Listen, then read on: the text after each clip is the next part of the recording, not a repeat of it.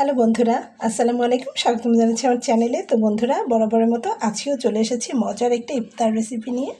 তো বন্ধুরা, ইফতারিতে কিন্তু বেগুনি, আলুর চপ আর ছোলা একদম কমন একটা আইটেম আমাদের সবার। তো রোজ রোজ একই রকমের আলুর চপ না করে একটু ভিন্ন ভিন্ন করে নেওয়ার চেষ্টা করি বন্ধুরা। আজকেও সেরকম একটি আলুর চপ করে নেব, সেটাই আপনাদের সাথে শেয়ার করছি।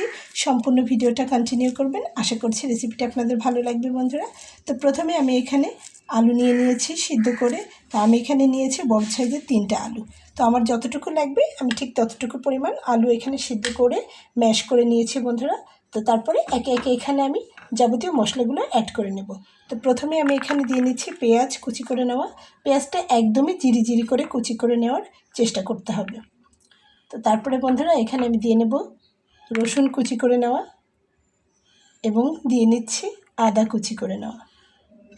এছাড়াও আমি এখানে দিয়ে নেব কাঁচামরিচ কুচি করে নেওয়া। তো দেখুন, দেখেই কিন্তু বোঝা যাচ্ছে কুচিটা একদম মিহি করে নেওয়া হয়েছে।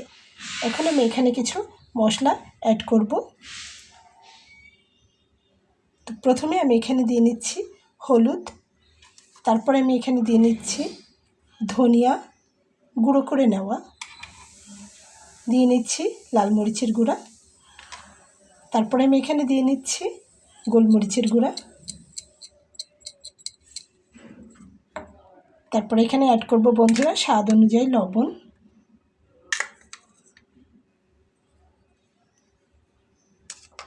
এবং দিয়ে নেব চাট মশলা। তো আমি এখানে রাঁধুনি চাট মশলার প্যাকেটগুলো আছে ওটা ব্যবহার করছি।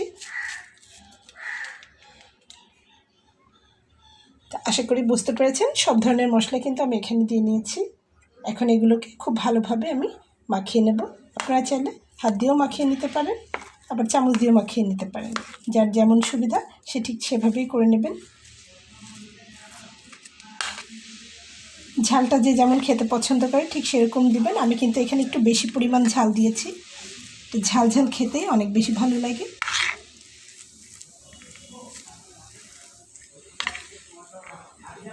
দেখুন, আমি খুব ভালোভাবে এটাকে মাখিয়ে নিয়েছি। এটাকে আমি এখন একটু সাইডে সরিয়ে রাখতে চাই। তো বন্ধুরা, তারপরে আমি এখানে নিয়ে নিলাম আরও কিছুটা কাঁচা আলু। তো দেখুন, এগুলো কিন্তু সবই কাঁচা আলু। আলুগুলোকে কেটে আমি ঠিক এরকম পিস করে নিয়ে নিয়েছি, লম্বা করে, ঠিক যেভাবে আমরা ফ্রেঞ্চ ফ্রাই করে নিই ওভাবেই। তো বন্ধুরা, এই আলুটা একদম শুকনো থাকলে পানসে লাগবে, যার জন্য আমি এর ভেতরে কিছুটা চাট মশলা অ্যাড করে নিচ্ছি, আর দিয়ে নিচ্ছি লবণ এবং সামান্য একটু হলুদ দিয়ে আলুগুলোকে খুব ভালো করে মাখিয়ে নেব। তবে পানিটা কিন্তু খুব ভালোভাবে ঝরিয়ে নিতে হবে। আলুটা আমি কেটে ধুয়ে খুব ভালোভাবে পানিটা ঝরিয়ে নিয়েছি।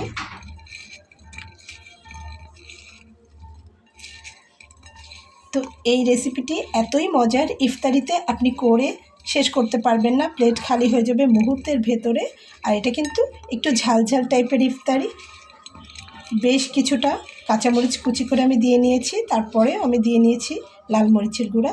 তো দেখুন, এখানে চাট মশলা, লবণ আর হলুদ দিয়ে মাখিয়ে নিলাম আলুটা, যাতে করে খেতে একদমই পানসে লাগবে না।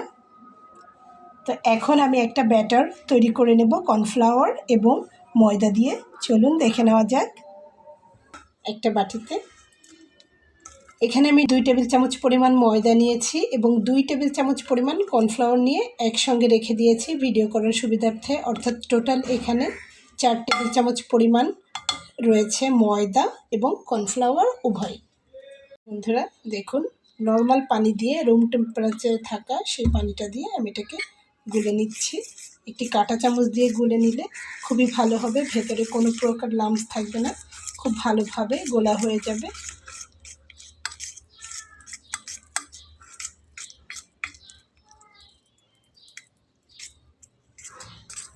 তো ভীষণ গাঢ় হয়ে গেছে, আরও একটু পানি দিয়ে নিতে হবে। দিয়ে নিলাম সুন্দর মতো। এখন এটাকে গুলে নিতে হবে। গোলাটাকে খুব সুন্দর করে গুলে নিয়েছি। দেখুন, ভেতরে কোনো প্রকার লাম্পস নেই, দারুণ একটা ব্যাটার তৈরি হয়েছে। আমি এখানে চপিং বোর্ডটা নিয়ে নিয়েছি, আর আমি হাতে একটু সয়াবিন তেল মাখিয়ে নিলাম। তারপরে আমি এখান থেকে স্টাফিং হাতে করে নিব ছোট ছোট করে, যতটুকু প্রয়োজন। দেখুন খুব বেশি পরিমাণ ঝালের ব্যবহার কিন্তু আমি করেছি, এটা খেতে একদম ঝাল ঝাল লাগবে। তো এরকম ছোট ছোট করে আমি আলুটা নিয়ে নেব, যতটুকু বড় করতে চাই আমি ঠিক ততটুকু করে দেখুন এভাবে নিয়ে নেব। নিয়ে আমি বোর্ডের উপর রাখছি আর একটু আঙুল দিয়ে ট্যাপ ট্যাপ করে দিচ্ছি বন্ধুরা। তারপরে এখান থেকে আমি একটা করে আলু নিব এবং এর মাঝ বরাবর বসিয়ে দিব, দিয়ে এটাকে খুব ভালোভাবে সিল করে নেব। তো বন্ধুরা দেখুন আমি সবগুলো করে নিয়েছি। তো ঠিক আপনারা এভাবেই করে নেবেন। এখানে আমি একটা ব্যাটার গুলে নিয়েছি দেখুন। তো এই ব্যাটারটা আমি কর্নফ্লাওয়ার এবং ময়দা দিয়ে গুলে নিয়েছি। ব্যাটারটা কিন্তু একটু গাঢ় করে গুলে নিয়েছি, দেখেই কিন্তু বুঝতে পারছেন। তো বন্ধুরা এখন এগুলোকে ভেজে নেওয়ার পালা। তো আপনারা এগুলোকে পুরোপুরি কোডিং করতে পারেন, ভিতরে চুবিয়ে আপনারা কিন্তু ব্রেড ক্রাম্বস দিয়ে ভেজে নিতে পারেন, আবার চাইলে শুধুমাত্র এই ব্যাটারটা দিয়েও ভেজে নিতে পারেন। তো চলুন দেখিয়ে দিচ্ছি। তো আমি এখান থেকে এক পিস নিচ্ছি আর এখানে আমি আলাদা একটা পিরিচ নিয়ে নিয়েছি, সেটার উপরে রাখলাম। কারণ আমি কিন্তু এই ব্যাটারটা আলুটাতে লাগাতে চাইছি না, আমি শুধুমাত্র স্টাফিংটার উপরে ব্যাটারটা লাগাবো। তার জন্য আমি এখানে চামচে করে ব্যাটারটা নিয়ে স্টাফিংটাকে ঢেকে দিচ্ছি। তো আশা করছি আপনারা বুঝতে পেরেছেন। দেখুন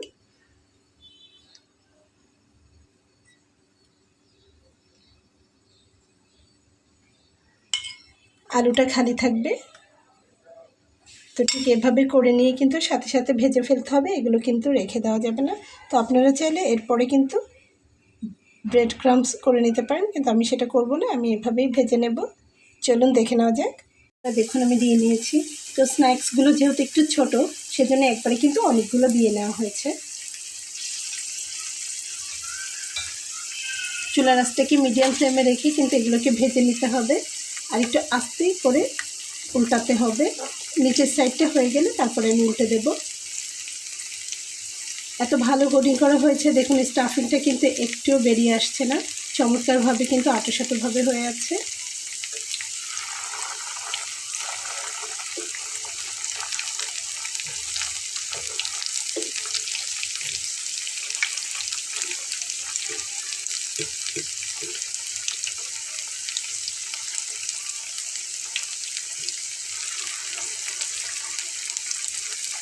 একটু আস্তে আস্তে করে ভেজে নিলে আলুটাও কিন্তু খুব ভালো ফ্রাই হয়ে যাবে।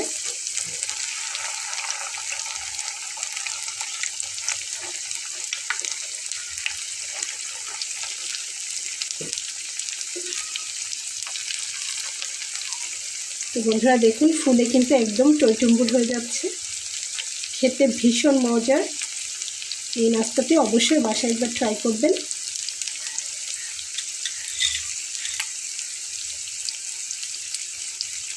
তো বন্ধুরা আমি অন্য একটা চামচ নিয়েছি, কাঁটা চামচ দিয়ে প্রথমে উল্টাচ্ছিলাম, সেটাতে একটু অসুবিধা হচ্ছে।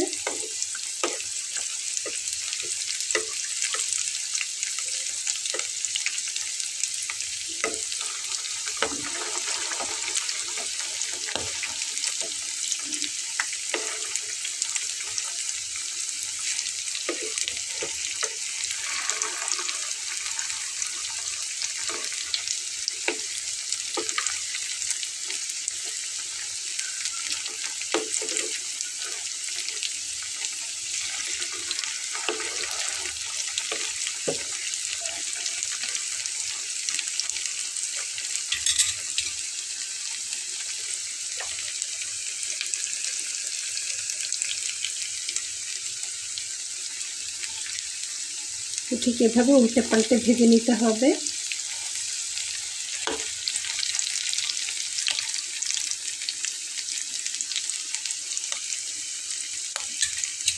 একবার অন্তত হলেও বাসায় তৈরি করে দেখবেন, কারণ এর ভেতরে দেওয়া আছে রসুন আদা, দারুণ একটা ফ্লেভার, ভাজার সময় কিন্তু নাকে আসছে।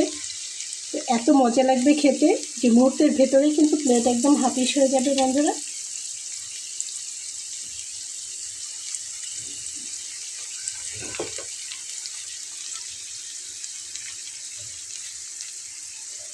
তো বন্ধুরা দেখুন আমার কিন্তু প্রায় ভাজা হয়ে গেছে, সুন্দর একটা কালার আসছে। আর যেগুলো এখনও হয়নি সেগুলো হবে। তো যেগুলো হয়ে গেছে আমি ওগুলোকে তুলে ফেলবো বন্ধুরা। এবং এই আস্তে করে ভাজতে গিয়ে কিন্তু কাঁচা আলুটাও ভাজি হয়ে গেছে। অনেকে হয়তো মনে করবেন আলুটা হলো কি হলো না, সেজন্যই বলে দিলাম বন্ধুরা। আলুটাও কিন্তু চমৎকারভাবে ভাজা হয়ে গেছে, দেখুন, দেখেই বোঝা যাচ্ছে। এখন তুলে ফেলবো। তো বন্ধুরা, প্রথম ব্যাচটাকে আমি তুলে নিয়েছি। এখানে দ্বিতীয় ব্যাচটা ভাজা হচ্ছে, এটাও প্রায় হয়ে যাচ্ছে। একটু লাল করে ভেজে তুলে নেব।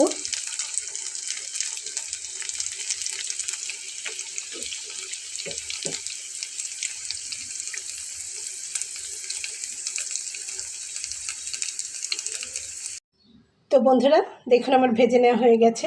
চমৎকার ফ্লেভারে মুচমুচে একদম মজার। এভাবেই কিন্তু আপনারা তৈরি করে নিতে পারেন আলুর চপের বিপরীত। তো বন্ধুরা, আশা করছি রেসিপিটা আপনাদের ভালো লেগেছে। রেসিপিটি যদি ভালো লেগে থাকে তাহলে আমার এই ছোট্ট চ্যানেলটিকে সাবস্ক্রাইব করে সঙ্গে থেকে যাবেন। দেখা হবে পরবর্তীতে নতুন কোনো রেসিপি নিয়ে। সেই পর্যন্ত সবাই ভালো থাকবেন। আল্লাহ হাফেজ।